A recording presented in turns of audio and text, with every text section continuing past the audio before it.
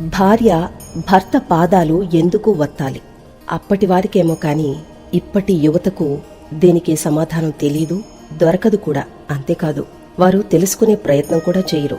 తెలిసిన వారుంటే మంచిదే, లేకుంటే తెలియని వారి కోసం మరోసారి చెప్పుకుందాం. భార్య భర్త పాదాలు ఎందుకు వత్తాలంటే, భర్త మోకాలు నుండి బొటనవేలి వరకు శని ప్రభావం ఉంటుంది. భార్య చెయ్యి మణికట్టు నుండి వేళ్ల వరకు శుక్రుని ప్రభావం ఉంటుంది.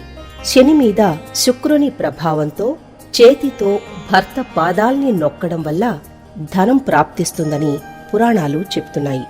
అందుకే శ్రీ మహావిష్ణువు పాదాల వద్దే మహాలక్ష్మి అమ్మవారు ఎల్లవేళలా స్వామివారి పాదాలను ఒత్తుతూ కనిపిస్తారు.